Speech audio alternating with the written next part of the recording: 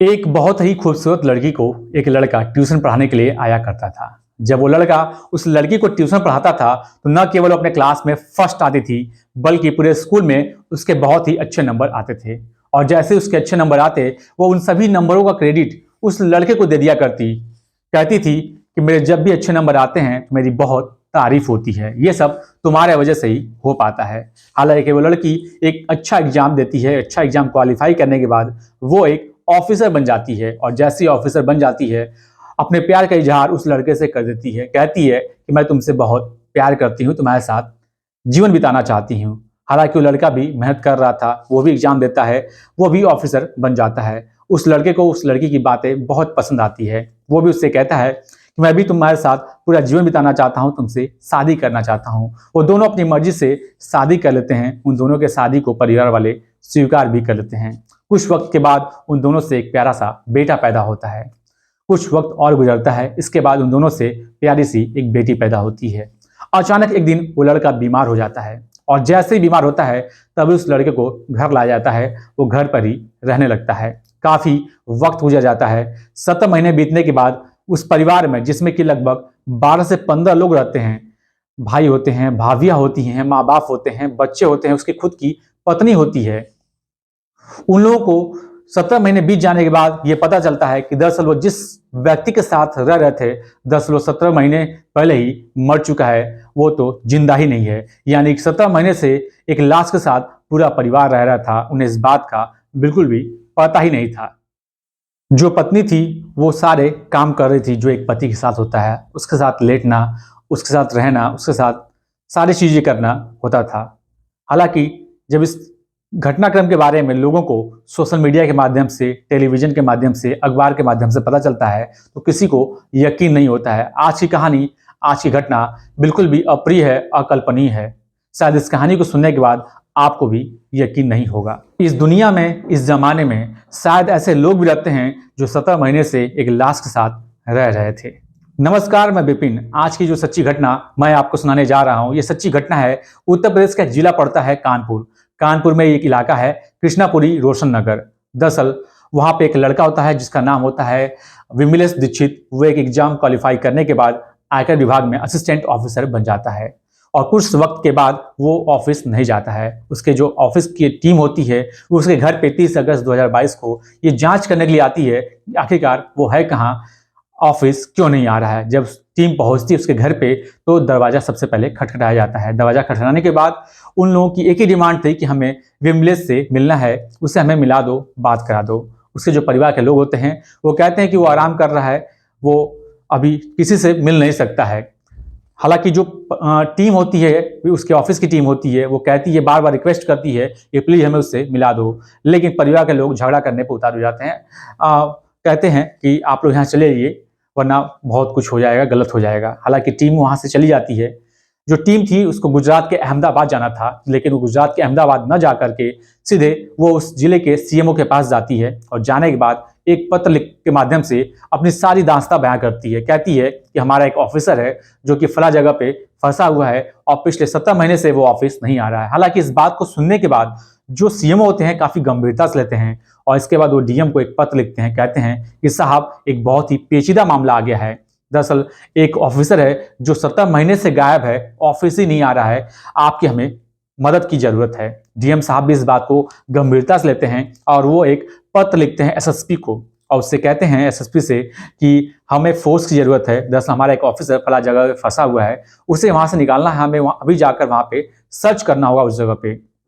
इसके बाद दोबारा से जो स्वास्थ्य विभाग की टीम होती है वो, साथ ही उसके ऑफिस की जो टीम होती है वो, और पुलिस विभाग की टीम उस कृष्णापुरी रोशननगर कॉलोनी में जाती है। और दोबारा से 30 अगस्त को जो हुआ था वो इस सेम फिर से दोहराया जाता है। उसके दरवाजे को खटखटाया जाता है। जैसे दरवाजा खटखटाया जाता है, घर में से उसकी माँ आती है।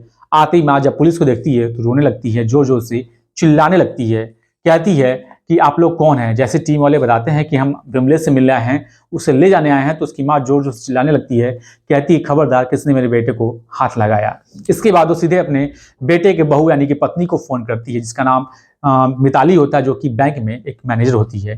कहती है कि मिताली, जल्दी से तुम घर आ जाओ, घर पे पुलिस आई है और डॉक्टरों की टीम आई है, वो मेरे बेटे को ले जाना चाहते हैं।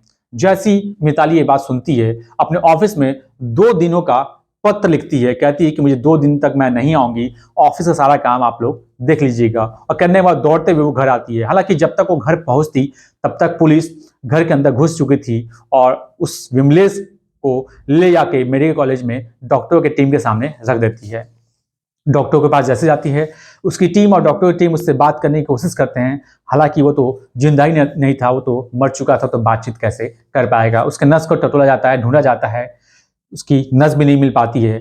जो उसकी बॉडी थी, उसका जो हाड़ मांस होता है पूरा चिपक चुका था, पूरा का पूरा शरीर काला पड़ चुका था। डॉक्टर सब देखने के बाद दंग रह जाते हैं, परेशान रह जाते हैं कि एक व्यक्ति जो कि इतने समय पहले ही मर चुका है, उसके साथ पूरा का पूरा परिवार हालांकि कैसे रह रहा था। लेकिन इस बात का खुलासा तब होता है, तब पता चल पाता है जब उसका भाई डॉक्टर के पास आता है, कहता है कि साहब 22 अप्रैल 2021 को मेरा भाई अचानक से बीमार हो गया था।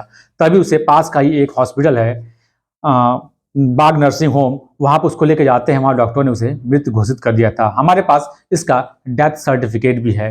तब जाके पुलिस वालों को इस बात के बारे में पता चलता है। हालांकि जो लोग होते हैं, लोगों को सोशल मीडिया के बारे में, सोशल मीडिया से पता चलता है कि जिस व्यक्ति की 17 महीने पहले ही मौत होने की पुष्टि हो चुकी है, उसके साथ ये पूरा का पूरा परिवार कैसे रह सकता है। इसके बाद डॉक्टर उस दिनेश से पूछते हैं कि फिर आखिरकार ये हुआ कैसे। तो बताता है कि जब हम लोग अपने भाई को अर्थी पर लेटाने के लिए लेकर जा रहे थे, तभी उसका हाथ अचानक से उसके सीने पे लग जाता है। तो देखता है, पता चलता है उसकी धड़कनें जो है धड़क रही थी। तभी वो ये बात उसके विमलेश की पत्नी से भी बताता है, सेम बातें अपने पत्नी से भी बताता है और छोटे भाई यानी कि सुनील के पत्नी से भी ये बात बताता है कि इसकी धड़कनें चल रही हैं। तभी घर में जितने भी लोग होते हैं, माँ होते हैं, बाप होते हैं, यानी कि ज्वाइंट फैमिली होती है, सबको बताया जाता है। सभी लोग उसके दिल की धड़कनों को नापने लगते हैं, सुनने लगते हैं। देखते हैं कि उसके दिल की जो धड़कनें थी वो बढ़ती जा रही थी, कम होने का नाम नहीं ले रही थी। तभी उसको एक बेड पर लेटाया जाता है और ये सोचते हैं कि शायद ये जिंदा है, लेकिन एक ऐसी स्थिति में चला गया है, यानी कि कोमा में, ये बोल चाल नहीं सकता है। यानी कि पूरे के पूरे परिवार के लोगों के मन में एक फिल्म आ गई थी, फिल्म का पूरा कैरेक्टर आ गया था। नाम है उसका मुन्ना भाई MBBS। आपने भी देखा होगा, सुना होगा। उसमें एक आनंद नाम का कैरेक्टर होता है जो कि कुर्सी पे बैठा होता है, लेकिन बातचीत नहीं करता है, बोलचाल किसी से करता नहीं है। उसे वही कैरेक्टर पूरे परिवार के लोगों के मन में चल रहा था। उनको लगता है ये जिंदा है, बस बोल नहीं सकता, कुछ नहीं कर सकता, हम लोग की बातें सुन सकता है। उसको लिटा दिया जाता है। इसके बाद उसके घर में जितने भी लोग होते हैं, उसकी खुद की जो पत्नी होती है वो उसके साथ बातचीत करती, ऑफिस जाती तो उसका पैर छू के जाती। उसके जो भाई होते हैं, जो भी, वो जब भी अपने काम पे जाते हैं, ऑफिस जाते हैं, तो जाने से पहले उस भैया से मिल के जाते थे, उसका पैर छू के जाते थे और ऑफिस से आने के बाद ऑफिस की सारी बातें उसको बताया करते थे। खुद उसकी जो पत्नी थी वो भी अपने बैंक की सारी बातें उसके साथ शेयर किया करती थी और जब भी मौका मिलता उसके साथ ले जाया करती थी। हालांकि ये जो चीजें थी 1-2 महीने से नहीं बल्कि पिछले 17 महीने से लगातार चल रही थी। साथ ही उस लड़के की जो माँ होती है वो रोज के रोज अपने बेटे को गंगा जल से नहलाती थी, उसके कपड़े को साफ किया करती थी। हालांकि जो उसका बेटा होता है वो तो 17 महीने पहले ही मर चुका था, लेकिन सवाल यह है, सोचने वाली बात यह है कि 17 महीने पहले मरे हुए व्यक्ति के शरीर से किसी तरह की कोई बदबू नहीं आती थी और ना ही किसी तरह की कोई दुर्गंध आती थी। साथ ही उस कमरे में उसकी 4 साल के उसके बेटा होता है जिसका नाम संभव होता है। साथ ही उसकी 18 महीने की बेटी होती है। अक्सर उसके बेटी को उसके पास बिस्तर पर लेटा दिया जाता था। वो बेटी जो थी, बच्ची थी, वो रोती थी, हंसती थी, खेलती थी, उसे कुछ नहीं पता। साथ ही जो उसके भाइयों के बच्चे थे और भी परिवार के सदस्य थे, उसी कमरे में खाते खेलते, लेकिन उनको ये नहीं पता था कि जिस व्यक्ति के साथ वो रह रहे हैं वो हालांकि मर चुका है और वो इस दुनिया में है नहीं। ये घर की जो बातें थी, ये जो घटनाक्रम था, सोशल मीडिया के माध्यम से, अखबारों के माध्यम से लोगों तक पहुंचती है तो सबसे ज़्यादा दिक्कत उसके माँ को होती है, राम दुलारी को होती है। वो कहती है कि मेरे बेटे को ये लोग मृत घोषित कर दिए हैं, वो तो बिल्कुल जिंदा था, यहाँ तक कि कल तक जिंदा था, लेकिन ये लोग मेरे बेटे को मार दिए हैं। हालांकि जो पुलिस होती है, जो डॉक्टर होते हैं, डॉक्टर जब उसके बॉडी को देखते हैं तो उसका हाड़ मांस बिल्कुल भी नहीं होता है, बिल्कुल चिपक गया था, पूरा का पूरा शरीर काला पड़ चुका था। अब सवाल ये था कि भाई इतने सालों तक, इतने 1.5 सालों तक टोटल पूरा परिवार एक मरे हुए व्यक्ति के साथ कैसे रह सकता है। इसके बाद जो मीडिया होती है वो उस कॉलोनी के लोगों के पास जाती है, बातचीत करने की कोशिश करती है, मीडिया के लोग करते हैं, उनसे पूछते हैं कि क्या तुम लोगों को इस घर से किसी तरह की कोई बदबू नहीं आई, जो घर के आसपास के लोग थे वो सीधे मना कर देते हैं, कहते हैं कि किसी तरह की कोई बदबू नहीं आई। वो कहते हैं कि इस घर के लोग ज़्यादा किसी से बातचीत नहीं करते थे, ज़्यादा किसी से मतलब नहीं रखते थे। हालांकि इसके बाद पुलिस अपने हिसाब से जांच पड़ताल करना शुरू करती है। जो व्यक्ति था उसके शरीर का पोस्टमार्टम कराया जाता है। पोस्टमार्टम करने के बाद उसके परिवार वालों को उसकी लाश दे दी जाती है कि अब इसे ले जाओ, इसका अंतिम संस्कार कर दो।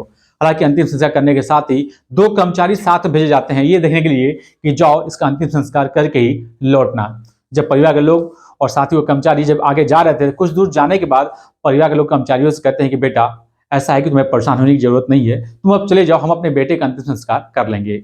जो कर्मचारी होते हैं वो परिवार के लोगों की बातों में आ जाते हैं, बहकावे में आ जाते हैं और वहां से चले जाते हैं। जैसे कर्मचारी जाते हैं, इसके बाद परिवार के लोग उस लाश को लेकर ना तो घर जाते हैं और ना ही शमशान जाते हैं, बल्कि वहां से फरार हो जाते हैं, छिप जाते हैं। अब जैसे ही इस बारे में पुलिस को पता चलता है उन कर्मचारियों के द्वारा कि उसका अंतिम संस्कार तो किया ही नहीं गया है, तो पुलिस वालों के रोंगटे खड़े हो जाते हैं, वो परेशान हो जाते हैं, हैरान हो जाते हैं, ये कहाँ से फिर गायब हो गए। हालांकि काफ़ी खोजबीन की जाती है, जांच पड़ताल की जाती है, तो उनके लोकेशन, मोबाइल से लोकेशन निकाला जाता है, तो लोकेशन के माध्यम से पता चलता है कि आखिरकार वो है कहाँ। उन्हें खोजा जाता है, खोजने के बाद उसके लाश को पुलिस वाले खुद अपने आंखों के सामने ले आकर अंतिम संस्कार कराते हैं। वो सोचते हैं कहीं ऐसा ना हो कि फिर ये उस लाश को लेकर भाग जाएं और इस ताक में रहें कि वो जिंदा हो जाएगा और उसके साथ ये रहेंगे, काफ़ी समय तक अपना जीवन व्यतीत करेंगे। दोस्तों, आज की घटना सुनाने का उद्देश्य किसी को परेशान करना नहीं है, किसी का दिल दुखाना नहीं, बल्कि आपको सचेत करना है, आपको जागरूक करना है। आज के लिए बस इतना ही। मिलते हैं आपसे अगले एक नई सच्ची घटना के साथ। जय हिंद, जय भारत, नमस्कार।